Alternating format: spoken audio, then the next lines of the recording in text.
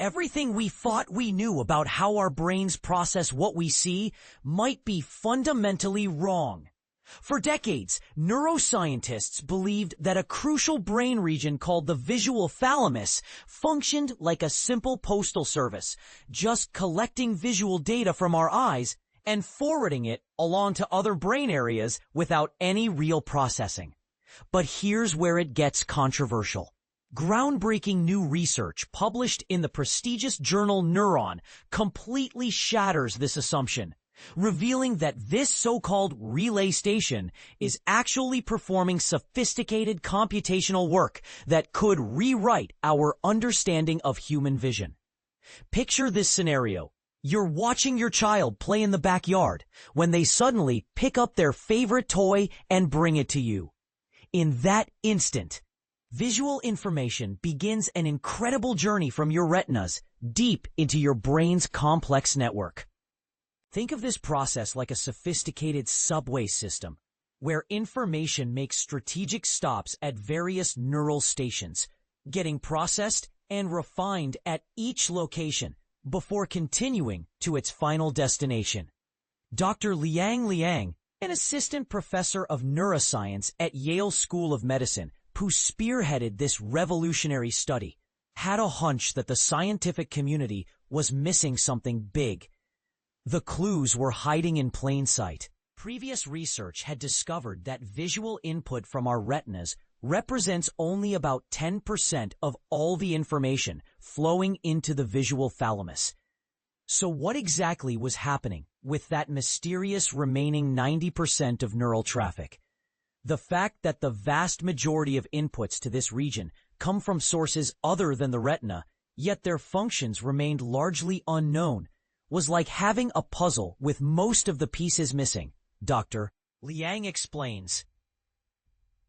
Her curiosity was particularly piqued by connections coming from a midbrain structure called the superior colliculus, a region that handles our lightning-fast reflexive responses to visual threats, like instinctively dodging when something flies toward your face. And this is the part most people miss.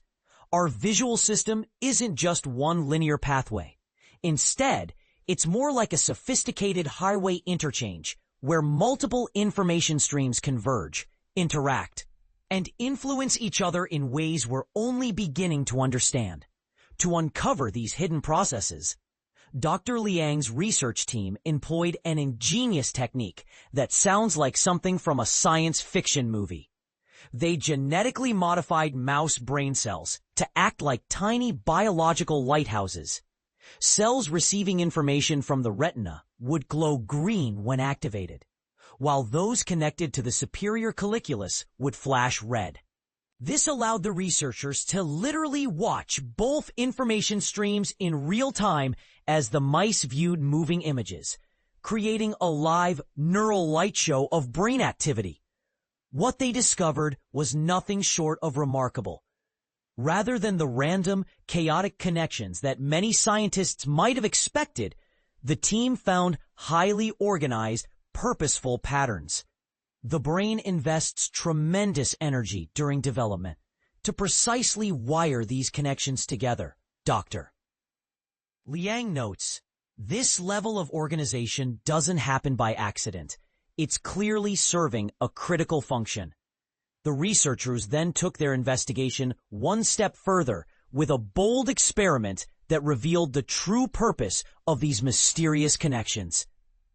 By selectively silencing the superior colliculus inputs while leaving retinal inputs intact, they discovered that thalamic cells became significantly less responsive to visual information, particularly losing their ability to detect and process motion in specific directions.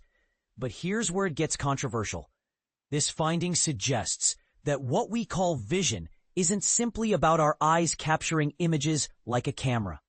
Instead, it's the result of multiple brain systems working together to actively construct, enhance, and interpret visual reality before our conscious mind even knows what's happening. There's substantial computation and information processing occurring to enrich and selectively enhance visual information before it even reaches the cortex, Dr. Liang explains. This means the thalamus isn't just a passive relay station. It's an active participant in creating our visual experience of the world. Yue Fei, the study's lead author and a graduate student in Dr. Liang's laboratory, emphasizes that this research opens up entirely new questions about how our brains work. We want to understand how thalamic cells actually make use of this integrated information to shape what we ultimately perceive, he says. The team is now investigating other mysterious inputs to the visual thalamus, potentially uncovering even more layers of complexity in our visual processing system. This discovery forces us to confront some uncomfortable questions about the nature of perception itself. If our brains are actively constructing and modifying visual information before we're even conscious of seeing something, how much of what we perceive as reality is actually our brain's interpretation rather than objective truth? And if this is happening in the visual system, what other supposedly simple brain functions might actually involve complex computational processes we haven't discovered yet? The implications extend far beyond academic curiosity. Understanding how the brain actually processes visual information could revolutionize treatments for vision disorders, inform the development of artificial intelligence systems, and even help us understand conditions like visual hallucinations or perception disorders that affect millions of people worldwide. What do you think? Does this research change how you view your own perception of reality? Are you comfortable with the idea that your brain is actively constructing what you see, rather than simply recording it? Or does this make you question the reliability of your own senses?